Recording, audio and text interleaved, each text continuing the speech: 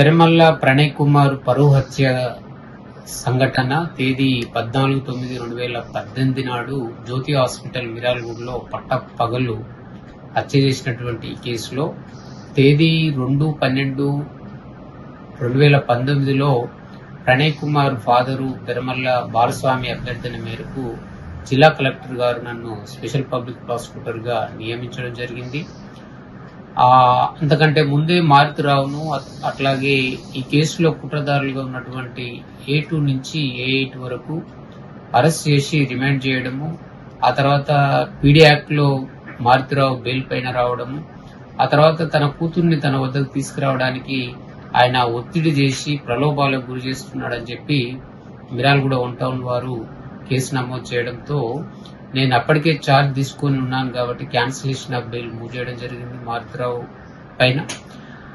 ఆ తర్వాత మారుతిరావు 2020లో ఆత్మహత్య చేసుకోవడంతో ఆ తర్వాత special court SC/ST PO act cases special judge గారు ఛార్జెస్ ఫ్రేమ్ చేయడం జరిగింది.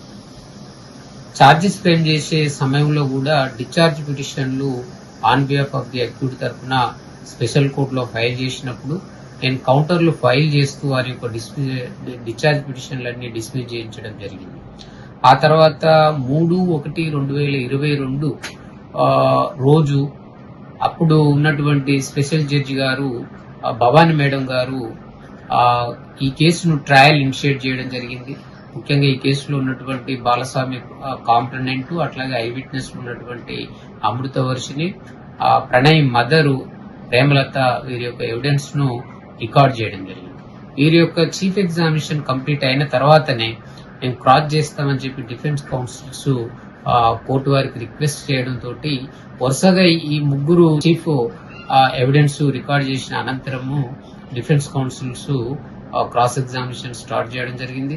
దాదాపు ఒక 15 రోజుల పైచిలకు క్రాస్ ఎగ్జామినేషన్ చేయడం జరిగింది. ఆ తర్వాత జడ్జి గారు ట్రాన్స్ఫర్ పై వెళ్ళిపోయిన తర్వాత మళ్ళీ అదే కోర్టుకు స్పెషల్ జడ్జిగా తిరుపతి హానరబుల్ జడ్జి గారు ఛార్జ్ తీసుకున్న తర్వాత PW 4 నుంచి 18 వరకు వారు రికార్డ్ చేయడం జరిగింది. ఆ తర్వాత వారు కూడా ట్రాన్స్ఫర్ పై వెళ్ళిపోయిన తర్వాత మళ్ళీ ప్రస్తుతం తీర్పిచ్చినటువంటి జడ్జి గారు గౌరవనీయులు రోజా రమణి గారు మేడం గారు ఛార్జ్ తీసుకున్న తర్వాత ఈ కేసు స్పీడప్ అయింది. ఈ కేసులో రికార్డ్ చేసేటప్పుడు ముఖ్యంగా కన్ఫెషన్ స్టేట్మెంట్లు రికార్డ్ చేసేటప్పుడు డిఫెన్స్ లాయర్లు చాలా సీరియస్ గా అబ్జెక్షన్ రేజ్ చేస్తూ ఇన్అడ్మిసిబుల్ పోర్షన్ ఏదైతే section 27 of Indian evidence act ప్రకారము అడ్మిసిబుల్ పోర్షన్ ఓన్లీ రికార్డ్ చేయాలి తప్ప మొత్తం ఎంటైర్ కాంటెంట్ రికార్డ్ చేయడానికి వీల్లేదని చెప్పి వాళ్ళు అబ్జెక్షన్ రేజ్ చేయడము, అప్పటికే నేను A1 కన్ఫెషన్ చేసినటువంటి స్టేట్మెంట్ అంతా రికార్డ్ చేయించడము, PW 17 మహేందర్ రెడ్డి ఎవరైతే ఉన్నారో అరెస్ట్ తర్వాత A1 మారుతిరావు, శ్రావణ్, కరీము, అట్లాగే సముద్రాల శివ సూర్యాపేటలో అరెస్ట్ అయినప్పుడు వాళ్ళ నుంచి మొబైల్ ఫోన్ సీజ్ చేయడము, అట్లాగే కన్ఫెషన్ స్టేట్మెంట్ కూడా రికార్డ్ చేయడంతో ఆ కన్ఫెషన్ లో ఉన్నటువంటి మొత్తం కాంటెంట్ బ్రాట్ ఆన్ రికార్డ్ కావాల్సిందని చెప్పి నేను చాలా సీరియస్ గా ఎఫర్ట్స్ పెట్టడం జరిగింది.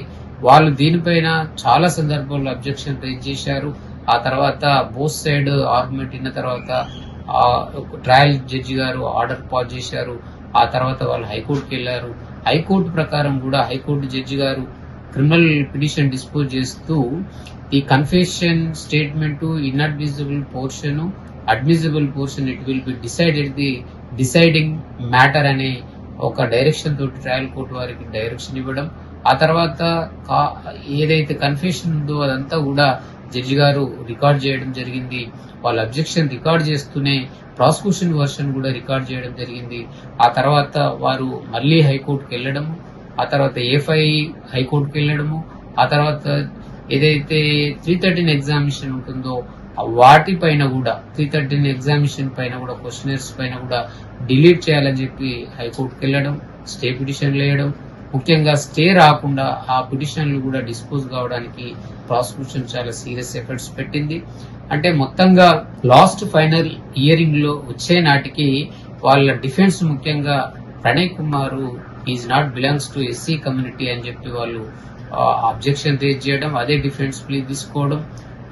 అయితే దీనిపైన వాళ్ళు ఒక ఫేక్ డాక్యుమెంట్ కూడా క్రియేట్ చేసి ఆ చర్చ్ లో పెళ్లి జరిగిందని చెప్పి వాళ్ళు చర్చ్ కి నోటీసులు ఇచ్చి సర్టిఫికెట్ ప్రొడ్యూస్ చేయాల్సిందిగా పిటిషన్లు వేయడం, ఆ పిటిషన్లన్నిటిపైన కూడా కౌంటర్ ఫైల్ చేసి ఎప్పటికప్పుడు తిప్పి కొడుతూ చివరికి ఆ చర్చి ఫాస్టర్స్ ఎవరైతే ఉన్నారో ఇక్కడ మేము అలాంటి పెళ్లిళ్ళు ఏం జరగలేదని చెప్పి వాళ్ళు కోర్టుకు రిప్లై పంపించడం, ఇదంతా కూడా వాళ్ళు డాక్యుమెంట్స్, ఫొటోస్, టీవీ ఛానళ్లలో వచ్చినటువంటి ఫొటోస్ కూడా కోర్టులో ఫైల్ చేసినప్పుడు సమర్థవంతంగా ప్రాసిక్యూషన్ వైపు నుంచి తిప్పికొట్టడం జరిగింది.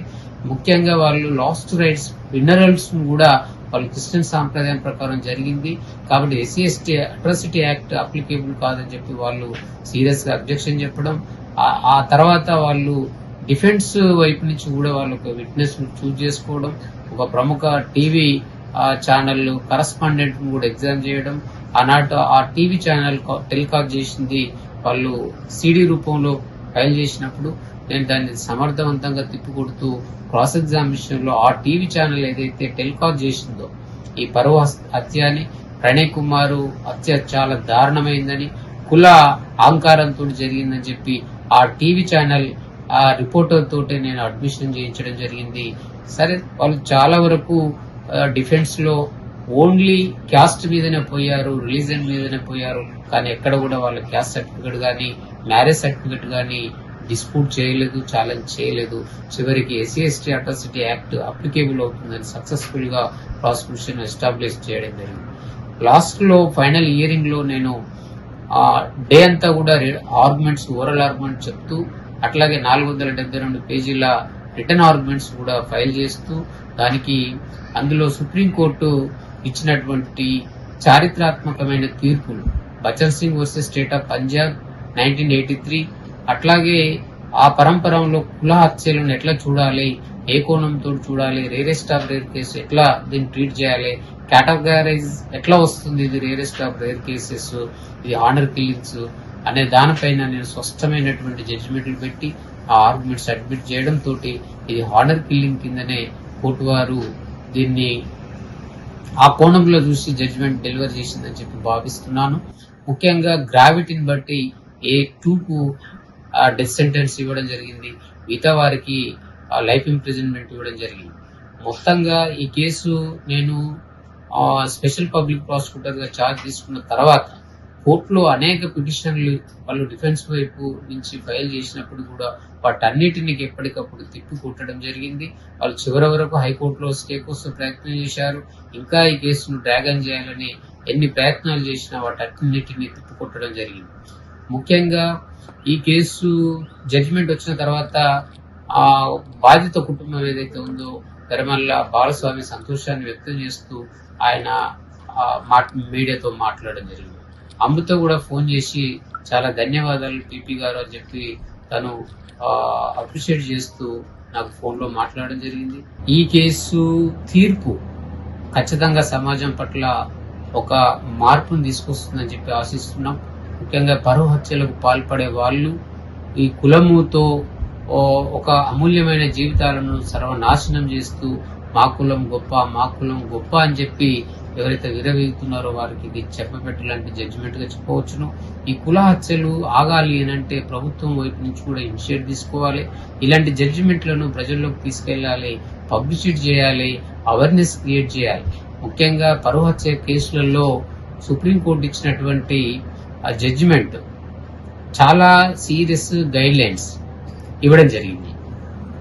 ఆ గైడ్ లైన్స్ ప్రకారం ఏంటి అంటే ఇలాంటి కేసులు జరిగినప్పుడు, పరువు హత్యలకు సంబంధించినటువంటి నేరాలు జరిగినప్పుడు ప్రభుత్వం వైపు నుంచి స్పెషల్ కోర్టు కాన్స్టిట్యూట్ చేయాలి, డే టు డే ట్రయల్ చేసి స్పీడీ డిస్పోజల్ చేయాలని చెప్పి ఆ సుప్రీంకోర్టు గైడ్ లైన్స్ ఇచ్చినప్పటికీ కూడా ప్రభుత్వం వైపు నుంచి ఆశించినటువంటి ఒక ఇనిషియేషన్ అయితే లేదని చెప్పుకోవచ్చు. దాదాపు ఈ హత్య జరిగి 6 సంవత్సరాలు పైచిలుకు అయినప్పటికీ కూడా ఇప్పుడు తీర్పు రావడం, ఆలస్యంగానైనా న్యాయం జరిగిందని ప్రజానీకము ఒక హర్షిస్తున్నప్పటికీ కూడా ఇది ఎప్పుడో రావాల్సిన తీర్పు 6 సంవత్సరాల పైచిలుకు పడటంతో ప్రజల్లో కూడా కోర్టుల పైన నమ్మకం అవుతుంది, న్యాయ వ్యవస్థ పైన. కాబట్టి సత్వరమే ఇలాంటి దాడులు, ఇలాంటి హత్యలను అరికట్టాలంటే ఒక స్పెషల్ కోర్టు కాన్స్టిట్యూట్ చేసి విత్ ఇన్ షార్ట్ పీరియడ్ లో తీర్పులు వచ్చే విధంగా చూస్తే భవిష్యత్తులో ఈ పరువు హత్యలు ఆపివేయచ్చు అని చెప్పి సూచించడం జరుగుతుంది. మా వీడియో మీకు నచ్చినట్లయితే please like, share and subscribe.